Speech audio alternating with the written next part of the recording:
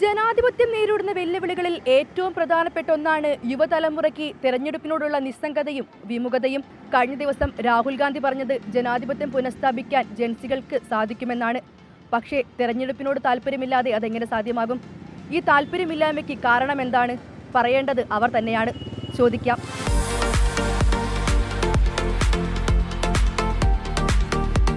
Kozhikode Meenchanda government arts and science കോളേജിലെ വിദ്യാർത്ഥികളാണ് ഇപ്പോൾ നമ്മളോടൊപ്പം ഉള്ളത്. നമുക്ക് അവരുടെ അടുത്തേക്ക് പോവാം. ഹലോ. അപ്പോൾ ആദ്യം തന്നെ ചോദിക്കാനുള്ളത്, ഇവിടെ എത്ര പേർക്ക് ഈ തദ്ദേശ തെരഞ്ഞെടുപ്പിൽ വോട്ടുണ്ട്? എല്ലാവർക്കും ഉണ്ടോ?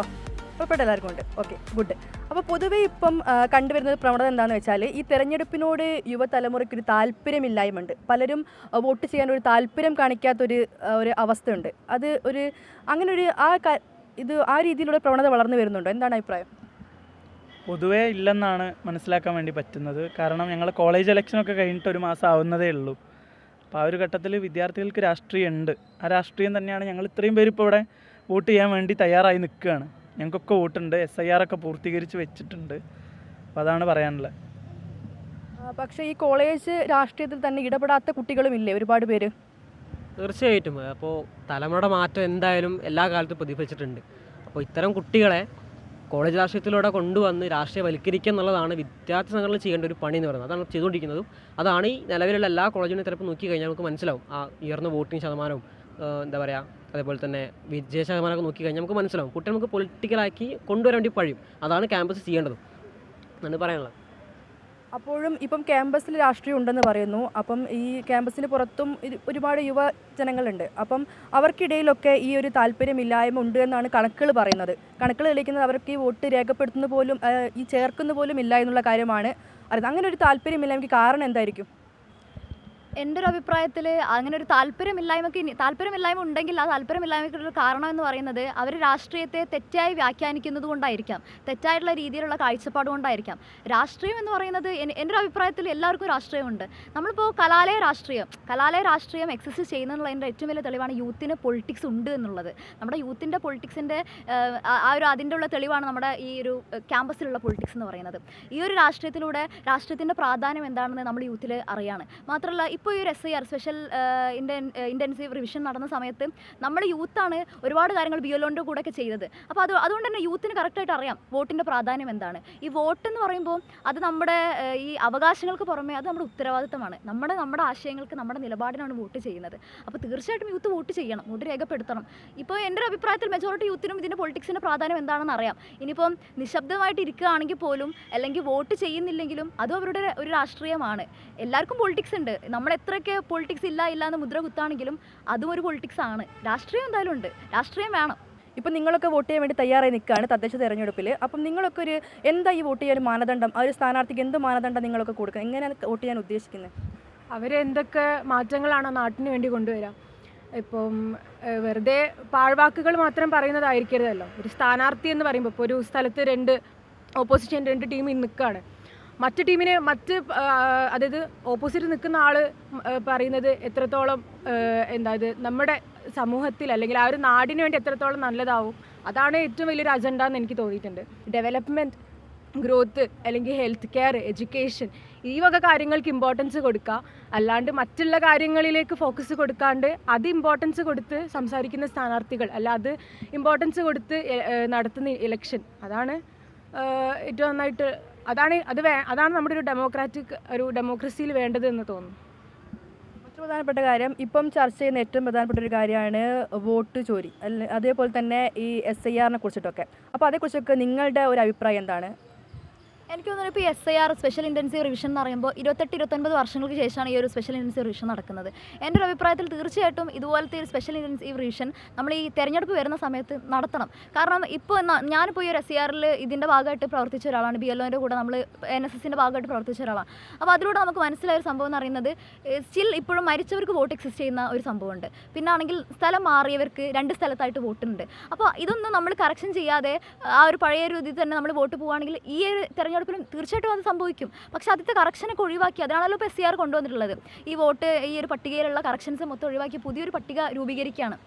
തീർച്ചയായിട്ടും SCR എൻ്റെ ഒരു അഭിപ്രായത്തിൽ തീർച്ചയായിട്ടും അത് വളരെ നല്ലൊരു പദ്ധതി തന്നെയാണ് SCR എന്ന് പറയുന്നത്. ഇനിയുള്ള തെരഞ്ഞെടുപ്പുകളിലും ഈ ഇൻറ്റൻസീവ് റിവിഷൻ കറക്റ്റായിട്ട് തന്നെ നടക്കണമെന്നാണ് എനിക്ക് പറയാനുള്ളത്. കാരണം നമ്മൾ വോട്ട് എന്ന് പറയുമ്പോൾ ഞാൻ നേരത്തെ പറഞ്ഞതുപോലെ നമ്മുടെ ആശയങ്ങൾക്കൊത്ത നമ്മുടെ നിലപാടിനൊത്ത വ്യക്തിക്കാണ് നമ്മൾ വോട്ട് രേഖപ്പെടുത്തുന്നത്. നമ്മൾ ആഗ്രഹിക്കണം ആ വ്യക്തി ഈ ഒരു തെരഞ്ഞെടുപ്പിൽ ജയിക്കണം, അല്ലെങ്കിൽ ആ ഒരു വ്യക്തി ഭരണത്തിൽ വരണമെന്നാണ് നമ്മൾ ആഗ്രഹിക്കുന്നത്.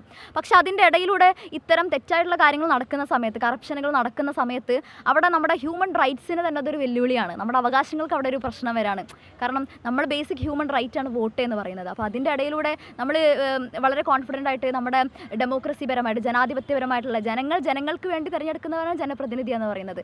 അപ്പോൾ നമ്മൾ ജനങ്ങളാണ് വോട്ട് ചെയ്യുന്നത്. പക്ഷേ അവിടെ ഇത്തരം കറപ്ഷനും കാര്യങ്ങളൊക്കെ വന്നു കഴിഞ്ഞാൽ അവിടെ ഒരിക്കലും ജനാധിപത്യ രീതിയിലല്ല തിരഞ്ഞെടുപ്പ് നടക്കുന്നത്. പിന്നെ അവിടെ ഇലക്ഷൻ്റെ ആവശ്യമില്ലല്ലോ അങ്ങനത്തെ ഒരു കറപ്ഷൻ കാര്യങ്ങളൊക്കെ വരാണെങ്കിൽ. അപ്പോൾ എൻ്റെ ഒരു അഭിപ്രായത്തിൽ ജനാധിപത്യപരമായിട്ടുള്ള രീതിയിൽ വളരെ കൃത്യതയോടുകൂടി തന്നെ തിരഞ്ഞെടുപ്പുകൾ നടക്കണം. പക്ഷേ SLRനൊക്കെതിരെ ഒരു ബോധവൽക്കരണം ഇല്ലാത്തതാണോ പ്രശ്നം? പലരും തെറ്റിദ്ധരിക്കപ്പെടുന്നതിന് കാരണം ബോധവൽക്കരണം ഇല്ലാത്തതാണോ? ഇപ്പോൾ കഴിഞ്ഞ ദിവസം ഞങ്ങൾ SIR ഡേ ആചരിച്ചു. ആ SIR ഡേ ആചരിച്ചത് എന്തിനാണെന്ന് വെച്ച് കഴിഞ്ഞാൽ നമ്മുടെ യൂത്തിൻ്റെ ഇടയിൽ, ഇപ്പോൾ ഞങ്ങൾ കോളേജിൽ അത് ആചരിച്ചു. അതിൻ്റെ ഒരു പ്രാധാന്യം എന്ന് പറയുന്നത് ഈ SIRൻ്റെ പ്രാധാന്യത്തെക്കുറിച്ച് അതിനെക്കുറിച്ച് ബോധവൽക്കരണം നടത്തുകയാണ്. ഇപ്പോൾ കറൻ്റ്ലി യൂത്ത് ഞങ്ങൾ മുഴുവൻ കോളേജ് ക്യാമ്പസുകളിലായിട്ട് ഇതൊരു കോമ്പറ്റീഷൻ പോലെ ഞങ്ങൾ ചെയ്തുകൊണ്ടിരിക്കുകയാണ്. ജനങ്ങൾക്കിടയിലേക്ക് എത്തിക്കാൻ വേണ്ടിയിട്ട് ഞങ്ങൾ 10 വീട് 20 വീട് എന്നൊക്കെ പറഞ്ഞ് ഞങ്ങൾ വീട്ടിൽ പോയിട്ട് ഇത് ചെയ്തു കൊടുക്കുക. അവർക്ക് ഇതിൻ്റെ പ്രാധാന്യത്തെക്കുറിച്ച് ഞങ്ങൾ പറഞ്ഞു കൊടുക്കുകയാണ്. SIR എന്ന് പറയുമ്പോൾ അവിടെയും ഇതാണ് പ്രശ്നം എന്ന് പറയുന്നത്. നമ്മൾ പുതിയൊരു കാര്യം വരുന്ന സമയത്ത് നമ്മൾ തെറ്റായിട്ട് വ്യാഖ്യാനിക്കുകയാണ്. നമ്മളെ ബ്രെയിനിലിട്ട് നമ്മൾ ചിന്തിച്ച് ഇതിങ്ങനെയാണ് ഇങ്ങനെയാണോ, അങ്ങനെയല്ല. അത് തെറ്റായിട്ട് വ്യാഖ്യാനിക്കുന്നതിൻ്റെ പ്രശ്നമാണ്. ഒരിക്കലും അതല്ല. നമ്മളെ ഈ ഒരു വോട്ട് പട്ടികയിലുള്ള കറപ്ഷനും കാര്യങ്ങളൊക്കെ നികത്തി പുതിയൊരു വോട്ടർ പട്ടിക രൂപീകരിക്കുക. നമ്മുടെ വോട്ട് ഇല്ലാത്തവർക്ക് വോട്ട് ചേർത്താം. ഇനിയിപ്പോൾ 2 വോട്ടുള്ളവർക്ക് അത് തിരുത്തി 1 വോട്ടും ആക്കുക. അതാണ് അവിടെ ചെയ്യുന്നത്. നമ്മൾ ശരിയായിട്ടുള്ളൊരു രീതിയിൽ തിരഞ്ഞെടുപ്പ് നടത്താൻ വേണ്ടിയിട്ടാണ് SIR ഇപ്പോൾ കൊണ്ടുവന്നിട്ടുള്ളത്. മറ്റൊരു കാര്യം, നമ്മൾ മുമ്പ് പറഞ്ഞതിലേക്ക് തന്നെ പോവുകയാണെങ്കിൽ യുവാക്കളുടെ വോട്ട്, ആ വോട്ട് ഇപ്പം മുമ്പ് പറഞ്ഞു കണക്കുകൾ പ്രകാരം പലരും ചെയ്യുന്നില്ല എന്നാണ് പറയുന്നത്. അപ്പം ആ ഒരു ചെയ്യാത്തൊരവസ്ഥയെ കാരണം നമ്മുടെ എന്തിനു വേണ്ടി ചെയ്യണം? നമ്മൾ ഈ നമുക്ക് മുമ്പേ പോകുന്ന രാഷ്ട്രീയ പ്രവർത്തകർ, അതേപോലെ ഭരണാധികാരികൾ, അവരൊക്കെ തെറ്റിദ്ധരിക്കപ്പെടുകയാണോ ചെയ്യുന്നത്? അവരെക്കുറിച്ചെല്ലാം ഒരു തെറ്റായ ബോധ്യമാണ് യുവാക്കൾക്കുള്ളത്. കൃത്യമായിട്ട് പറയുകയാണെങ്കിൽ ശരിക്കും ഈ വിദ്യാർത്ഥികളെ യുവജനങ്ങൾക്ക് തോന്നാനുള്ള മെയിൻ കാരണം എന്ന് പറഞ്ഞാൽ അവർക്ക് രാഷ്ട്രീയ സംഘടനയ്ക്കല്ല പ്രാധാന്യം കൊടുക്കുന്നത്, വ്യക്തികൾക്കാണ്. അപ്പോൾ അത് എൻ്റെ ഒരു അഭിപ്രായത്തിൽ ഒരു യുവാവെന്ന നിലയ്ക്ക് എൻ്റെ അഭിപ്രായത്തിൽ ശരിക്കും വ്യക്തികൾക്കല്ല പ്രാധാന്യം. കാരണം അത് ഇപ്പം പല സംഘടനകളുണ്ട്, സംഘടനകൾക്ക് തന്നെയാണ് പ്രാധാന്യം. അതായത് ഇപ്പോൾ എന്താ പറയുക, അതിപ്പോൾ നമ്മൾ പുറമേ നോക്കുമ്പോൾ വ്യക്തിപരമായിട്ട് ഒരാൾ നോക്കുമ്പോൾ ചിലപ്പോൾ അയാൾ നമ്മളോട് നല്ല രീതിയിൽ ചിരിക്കുന്നുണ്ടാവും, ഒക്കെ ഉണ്ടാവും. പക്ഷേ രാഷ്ട്രീയത്തിൽ ഇറങ്ങി കഴിഞ്ഞിട്ടുണ്ടെങ്കിൽ അതിൻ്റെ ഭാഗമായിട്ട് അയാൾ ആ സംഘടന എന്താണ് തീരുമാനം എടുക്കുന്നത് അതിൻ്റെ ഭാഗമായിട്ട് അയാൾ മാറുകയാണ്.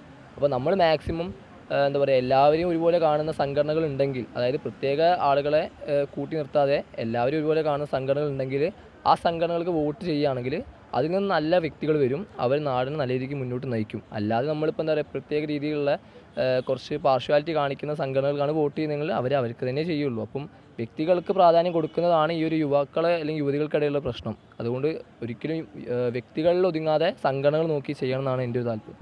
വ്യക്തി രാഷ്ട്രീയത്തോട് തീരെ താല്പര്യമില്ലാത്തവരാണ് യുവതലമുറ.